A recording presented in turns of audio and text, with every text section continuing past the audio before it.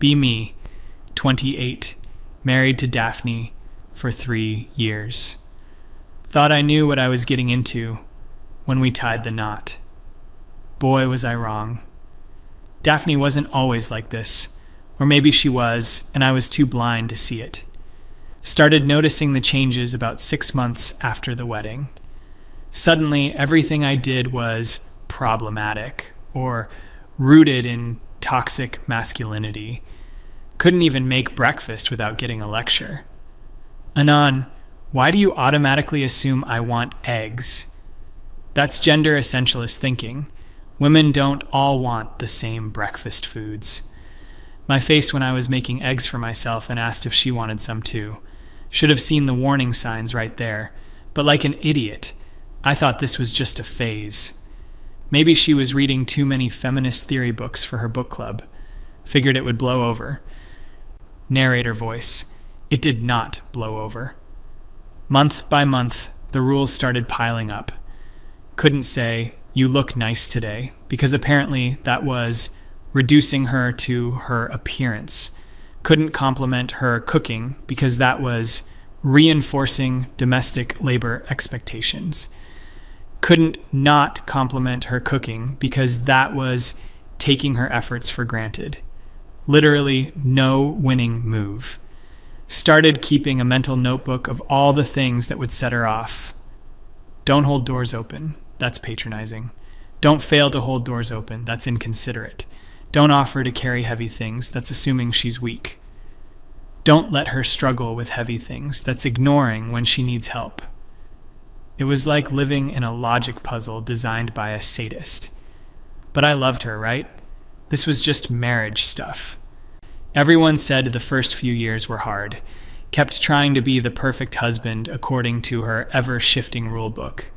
Began studying her moods like a meteorologist tracking storm patterns.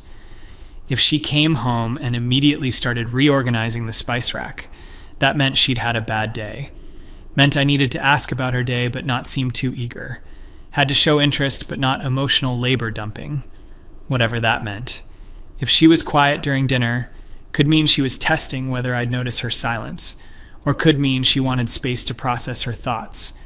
Wrong guess meant either, you're so self-absorbed, or stop trying to manage my emotions. Started developing actual anxiety about coming home.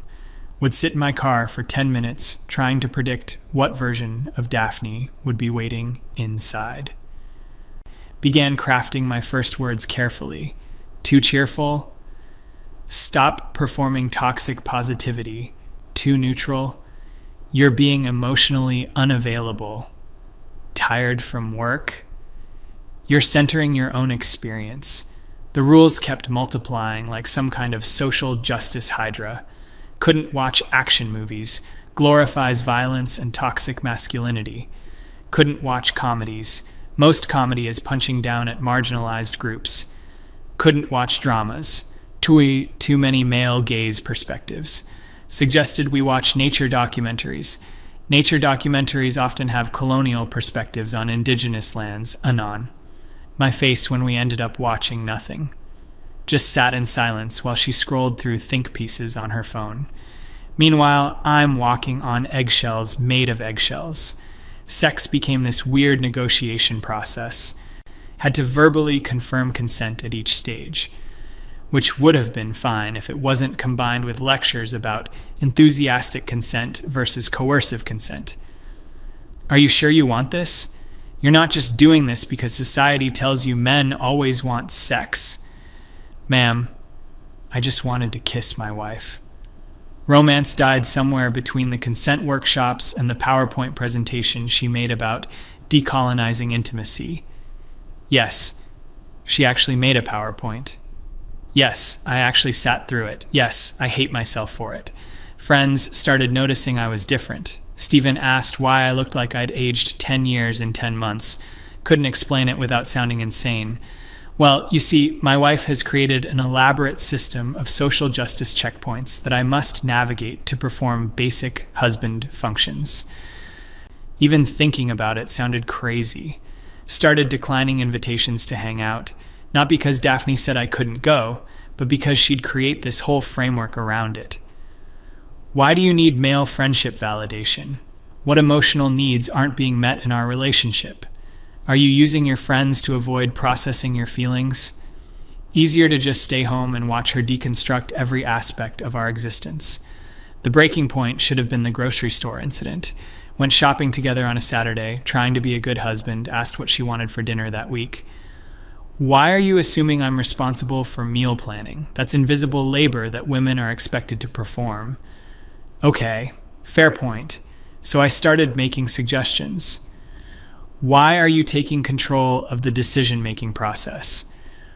I'm capable of choosing my own food. Stopped making suggestions, just walked beside her. Are you going to contribute anything to this process or just follow me around like dead weight? Literally could not win. Stood in the cereal aisle having an existential crisis while she lectured a teenage stockboy about how the shelf arrangement reinforced gender stereotypes. Why are the fun cereals at kid eye level while the healthy options are higher up? This teaches children that nutrition is an adult responsibility rather than a shared family value. Kid just wanted to finish his shift. I wanted to disappear into the floor. That night, she presented me with a 47-point plan for decolonizing our domestic space. I wish I was making that number up. Point 23 was about how the height of our bathroom mirror reinforced masculine spatial defaults. Point 31 was about reorganizing our bookshelf to center marginalized voices. Point 40 was about developing a more intentional approach to condiment allocation. I don't even know what that means. Still don't know what that means. Probably never will know what that means. But I nodded and agreed because that's what I did. I was the yes man in my own marriage. Months passed in this weird haze of hypervigilance, analyzing every word before I spoke, second-guessing every gesture, living like I was diffusing bombs instead of making conversation with my wife. Developed this exhaustion that sleep couldn't fix, the kind of tired that settles into your bones, where even thinking about having to navigate another conversation felt overwhelming. Started working late, not because I had to, but because home felt like a battlefield. Office was peaceful. Nobody cared if I said, "Hey, how's it going?" without deconstructing the patriarchal implications of casual greetings. Could eat lunch without someone analyzing the privilege embedded in my sandwich choices. Daphne started complaining that I was emotionally withdrawing. But every time I tried to engage, it turned into an educational moment about my internalized problematic behaviors. Couldn't tell her about my day without it becoming a seminar on workplace dynamics and systemic oppression. Couldn't ask about her day without it becoming a lecture on emotional labor and gender expectations. Couldn't remain silent without it being stonewalling and conflict avoidance. Realized I was living in a no-win scenario, like that Star Trek test where the computer just keeps escalating until you lose. Except this was my actual life. And there was no Kobayashi Maru solution, just endless new rules and shifting goalposts. The moment everything changed was a Tuesday in October. Remember it perfectly because it was so mundane. Came home from work, she was in the kitchen, had her laptop out, typing furiously, looked up when I walked in. "We need to talk about your greeting patterns." Apparently she'd been tracking how I said hello when I came home. Had a spreadsheet. An actual spreadsheet, with columns for tone, eye contact duration, physical proximity, and emotional availability indicators.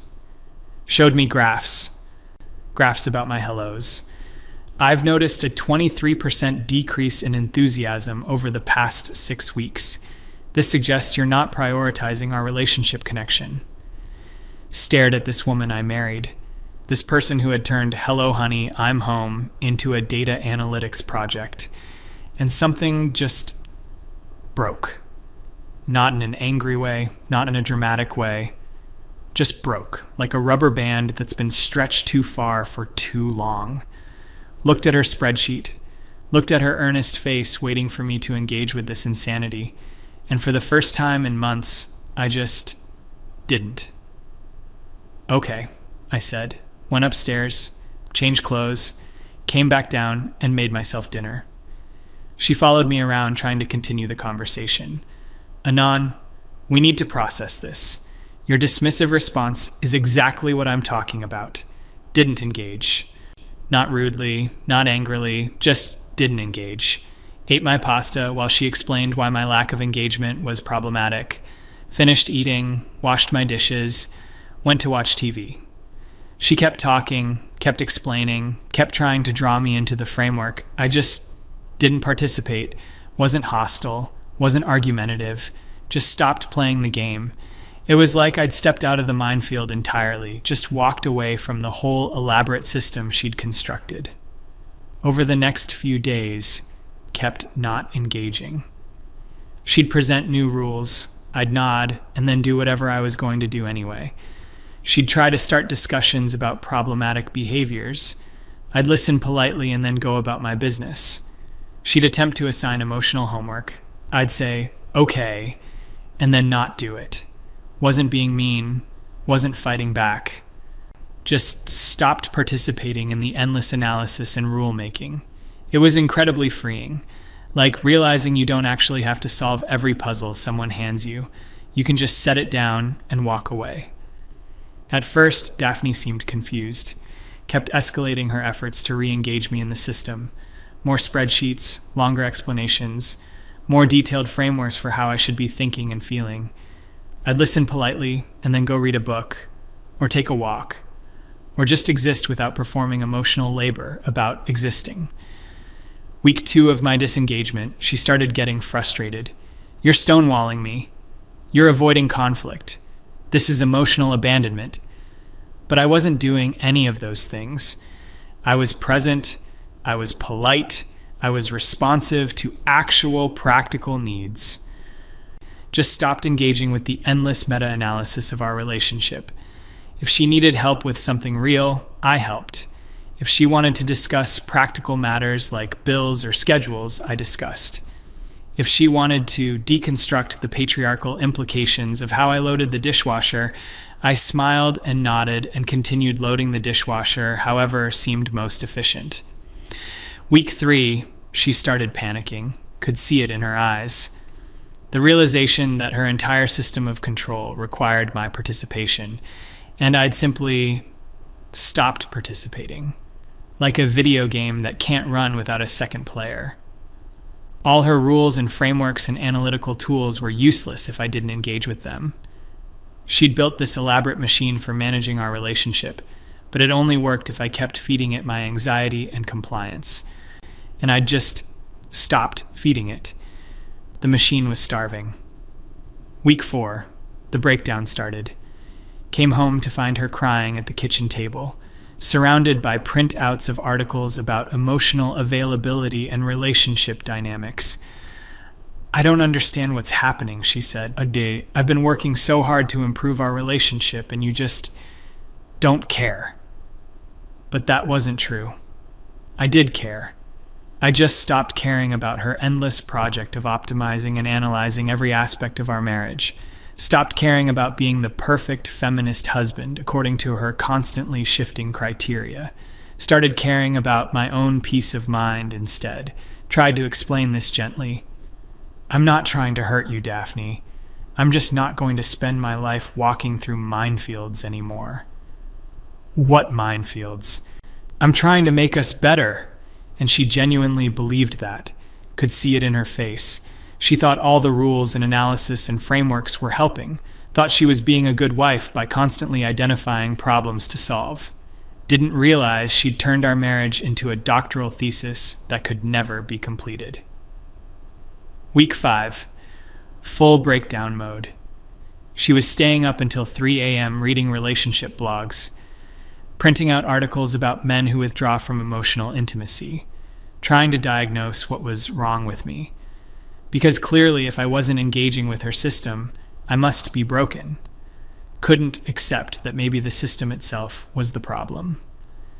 Found her one morning with a list of therapists who specialized in emotionally distant partners. "I think you need professional help," she said. "I think I need a marriage where I'm not a defendant in an ongoing trial," I replied. That's when she really lost it. Started screaming about how I was abandoning our relationship, how I was giving up on us, how I was being selfish and immature. But I wasn't doing any of those things.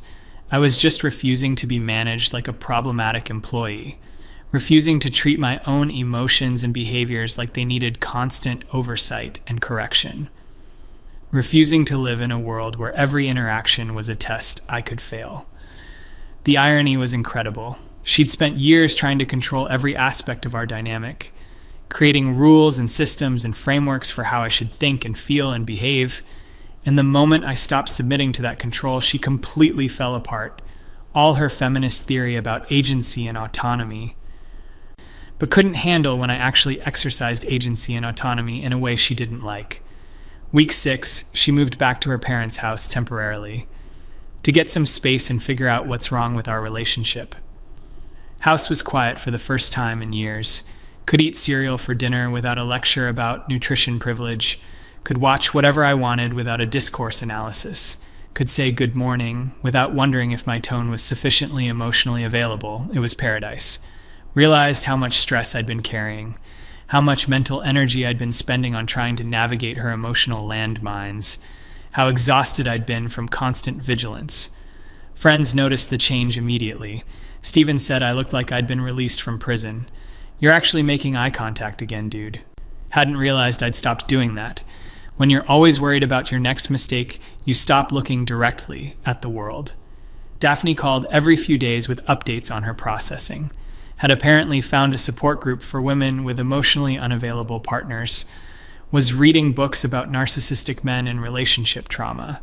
Still completely convinced that my unwillingness to engage with her control system meant I was broken. Never once considered that maybe her control system was the problem. Week 8, she wanted to meet for coffee to discuss our path forward. Agreed because I'm not a monster. Still loved her, just couldn't live in her emotional panopticon anymore. Met at a neutral cafe. She had a notebook. Of course she had a notebook. I've been doing a lot of work on myself, she said. I've identified some patterns in our relationship that were unhealthy. Thought maybe she'd had a breakthrough. Maybe realized that turning marriage into a constant performance review wasn't sustainable. Nope. I've been too accommodating of your emotional withdrawal, she said. I need to set better boundaries about emotional labor and relationship participation. She'd learned new terminology but hadn't learned anything. Still thought the problem was my failure to engage with her system. Not that the system itself was insane. Had a whole new framework for how we could rebuild trust and emotional intimacy. More rules, more requirements, more ways to fail. Just with different vocabulary. Looked at this woman I'd loved. This person who couldn't just let us be married without turning it into a semester-long seminar. And felt nothing but sadness. Not anger, not resentment, just profound sadness that she couldn't understand the difference between a relationship and a research project. I don't think this is going to work, Daphne. That's when the real breakdown happened, right there in the coffee shop. Started hyperventilating, crying, saying I was abandoning her just because she wanted us to be better, saying I was punishing her for trying to grow, saying I was choosing toxic masculinity over personal development. But none of that was true. I was choosing sanity over chaos, choosing peace over constant conflict, choosing to be a person instead of a project. The waitress brought tissues. Other customers were staring. Daphne was having a full panic attack because her husband didn't want to live inside her control matrix anymore. Couldn't handle that her elaborate system of rules and analysis had failed. Couldn't accept that maybe, just maybe, some things in life don't need to be optimized and problematized and deconstructed. Maybe sometimes you can just love someone without turning it into a dissertation. Maybe marriage can be simple sometimes. Maybe not every interaction needs to be a teachable moment about privilege and power dynamics. But she couldn't see that. To her, my disengagement wasn't self-preservation, it was selfishness. My refusal to be managed wasn't healthy boundary setting, it was emotional violence. My desire for peace wasn't reasonable, it was regressive. The final conversation happened 2 weeks later. She'd had time to process some more. wanted to try couples therapy, but only if I admitted that my withdrawal was the primary problem.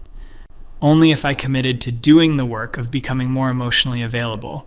Only if I agreed to work with a therapist who specialized in deconstructing masculine defense mechanisms. More frameworks, more analysis, more ways to be wrong. Told her no. Not angrily, not dramatically, just no. I'm not broken, Daphne. I don't need to be fixed. I need to be married to someone who doesn't think I need to be fixed. That's when she completely lost it. Accused me of gaslighting her. Said I was manipulating her into thinking her needs were unreasonable. Said I was using my privilege to avoid accountability. But I wasn't doing any of those things. I was just saying no to living in her emotional surveillance state. Saying no to being treated like a problematic student who needed constant correction. Saying no to a marriage where love was conditional on perfect adherence to an ever-changing rulebook. The divorce was finalized 6 months later. She moved across the country, heard through mutual friends that she'd started dating someone new. Apparently, he's very emotionally evolved and committed to personal growth. Good for him. Hope he enjoys the spreadsheets. As for me, learn something important. You don't have to walk through someone else's minefield. You can just not. You can step outside their system of control and live your life. They might have a complete breakdown when you do. They might accuse you of abandoning them. They might genuinely believe you're broken and selfish and wrong. But sometimes the most loving thing you can do is refuse to enable someone's need to manage and control every aspect of existence.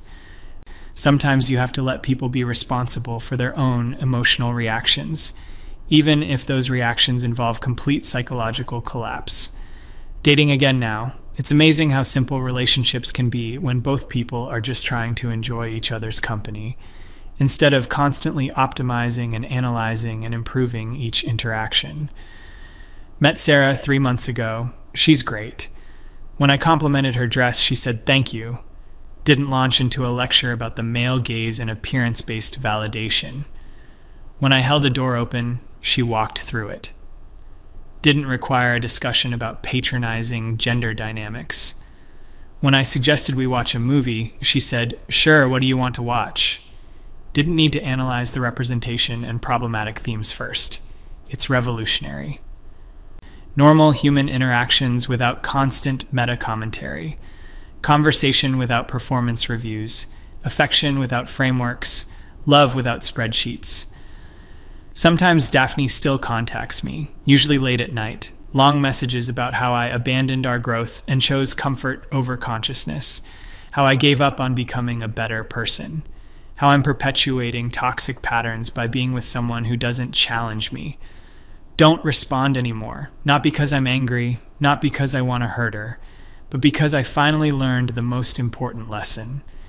You can't save someone from their need to control everything. You can only save yourself from being controlled. And sometimes the kindest thing you can do is just stop walking through the minefield. Let them stand there alone with all their rules and frameworks and demands. Wondering why nobody wants to play their impossible game anymore. My face when I realized freedom was always an option. Just had to choose it. Chose peace over chaos. Chose simplicity over complexity. Chose love over optimization. Best decision I ever made. 10 out of 10 would disengage again. Anyway, Sarah and I are thinking about getting married next year. No spreadsheets required, just two people who like each other deciding to build something together. Revolutionary concept, I know. Sometimes the most radical thing you can do is just be normal.